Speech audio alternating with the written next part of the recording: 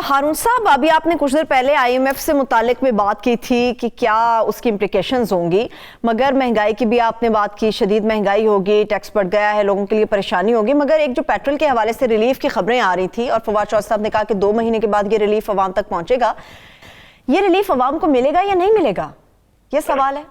नहीं, अब तो इत्तला ये है कि शायद 2 महीने नहीं लगेंगे, उससे कम वक्त लगेगा। और अगर ये पेट्रोल की कीमत गिरती रहती है, वो अवामल बरूए कार आ जाते हैं, जो अंदाजा है बादलों का क्या आएंगे, तो शायद न सिर्फ ये है कि 1.5 महीने के बाद 1 महीने के बाद कुछ रिलीफ मिलना शुरू हो, बल्कि ये है कि मुमकिन है वो रिलीफ बढ़ जाए। इसलिए कि एक ज़माने में तो ये कोई अप्रैल के बाद पहली दफ़ा, पिछले साल अप्रैल के बाद पहली दफ़ा इतनी कमी आई है जी। तो वक्त तो उसमें लगता है, जाहिर है। आपके पास पेट्रोल ये थोड़ी है कि आप हर रोज़ पेट्रोल मंगवाते हैं और हर रोज़ उसको बेचते हैं, ये तो नहीं होता ना। आप ऑर्डर प्लेस करते हैं, वहाँ से बहरी जहाज में आता है, सारी बड़ी ज्यादातर तजारत तो बहरी जहाज़ों से होती है, और फ्यूल तो आता ही बहरी जहाज़ों में है जी। वो पहुँचता है, फिर वो पाइप लाइन के जरिए बाज़ जगह पे, ज्यादातर उसके जरिए अपना ट्रकों के जरिए ये क्या होते हैं वो अपना पहुँचता है। तो जाहिर है उसमें वक्त लगता है, वो फौरी रिलीफ तो नहीं मिल सकता, मगर मिल सकता है। हुकूमत ने टैक्स तो कम कर दिए, हालात खराब हैं, बहुत खराब हैं माशी तौर पे। कोई भी हो तो ज्यादा राहत नहीं दे सकता, लेकिन कुछ राहत उम्मीद है मिलेगी, लेकिन वक्त तो लगेगा। ठीक है, एक और अहम सवाल पूछना है, फिर हारून साहब हम इंडिया की सियासत के ऊपर बढ़ेंगे। साबिक चीफ जस्टिस साकिब निसार के खिलाफ जो तहकीकाती कमीशन का मुतालबा किया गया, आप इस डिमांड को किस तरह से देख रहे हैं? इस पर क्या एतराज हो सकता है जी? यानी तहकीकात का मुतालबा किया गया है ना, जुडिशल कमीशन बनाने का। तो अदालतें जो हैं वो कोई जस्टिस साकिब निसार साहब से नाइंसाफी करेंगी या रुआयत करेंगी, इसका क्या सवाल पैदा होता है? ठीक है, जाहिर है तहकीकात होनी चाहिए।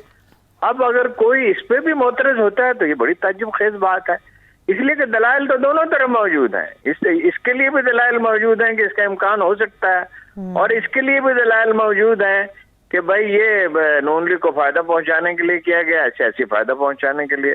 जिन साहब ने ये खबर दी है, मैं उनके बारे में आपको बता चुका हूँ कि उनकी पार्टी के साथ वाबस्तगी है, और उन्होंने तो एक इंडियन मेजर का जो वीलॉग था वो पूरे का पूरा खबर बना दिया और वो जारी भी कर दी, और लोगों ने उसको कबूल भी कर लिया। ये देखे बगैर मीडिया में भी कमाल है ना, मीडिया में एक भेड़ चाल होती है।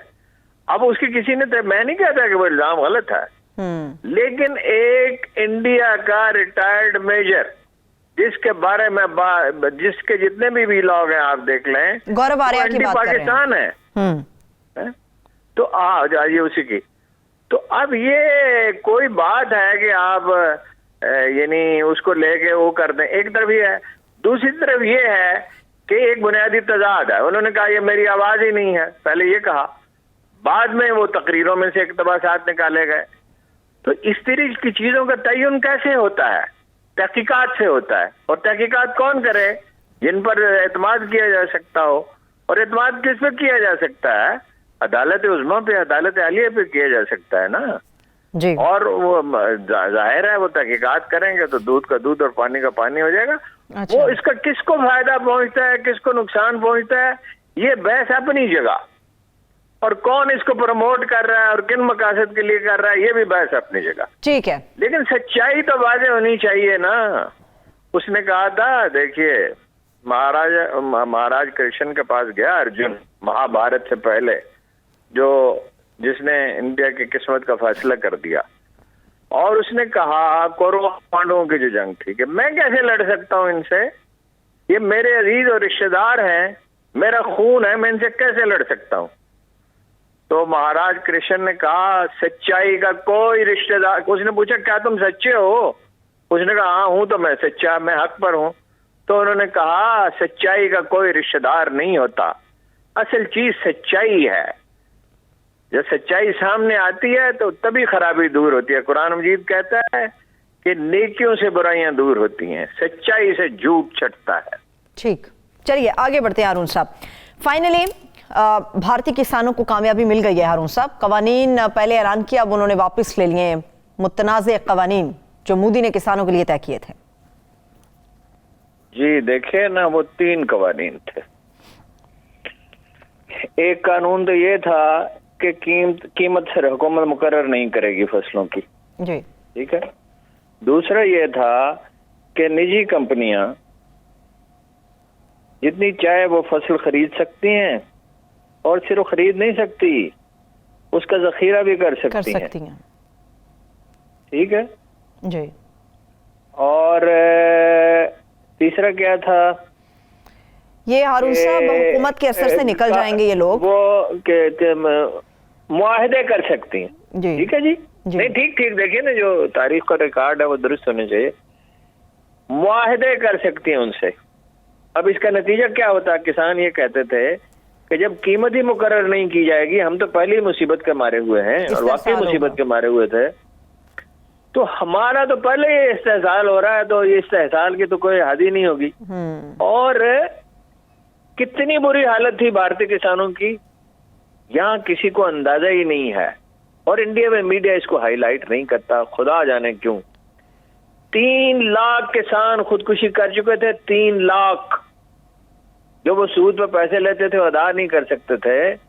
تو ظاہر ہے تو وہ گریبان تو غریب آدمی کا پکڑا جاتا ہے نا، امیر آدمی کا تو نہیں پکڑا جاتا. انڈیا میں بھی یہی صورتحال ہے.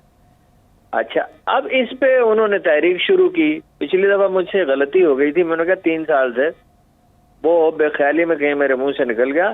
1 سال سے، پچھلے سال 26 نومبر سے وہ بیٹھے ہوئے تھے. جی جی، اسی وقت سے 26 تنظیمیں تھیں.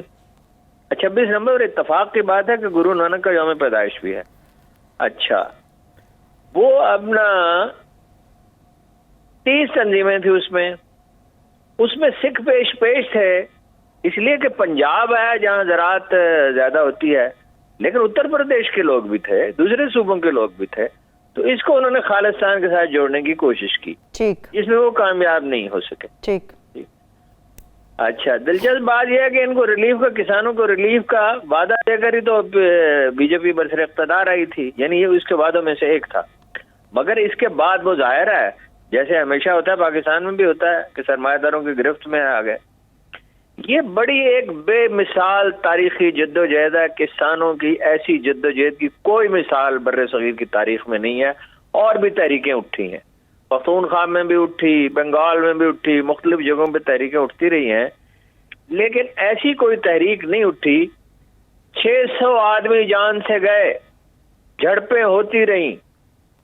وہ تو کہہ رہے تھے 3 لاکھ ٹریکٹر، اگر 3 لاکھ نہیں، اگر 50,000 ٹریکٹر بھی وہاں موجود تھے تو آپ اندازہ کریں کہ وہ کتنا بڑا احتجاج تھا. صحیح. اچھا، اب پریشر کیا دباؤ ہے؟ تو یہ کو سال بھر بیٹھے رہے آدمی، ان کے مرتے رہے دھند میں، بارش میں، سردی میں، شدید گرمی میں، لیکن اور مسائل پیدا ہونے لگے. اس میں جو مسلمان کاشتکار تھے اور سکھ کاشتکار تھے وہ قریب آئے ایک دوسرے کے، ٹھیک، اور ایک دوسرے کے ساتھ مل کر رہے، ایک دوسرے کے ساتھ مل کر کھانا پکاتے اور کھاتے رہے.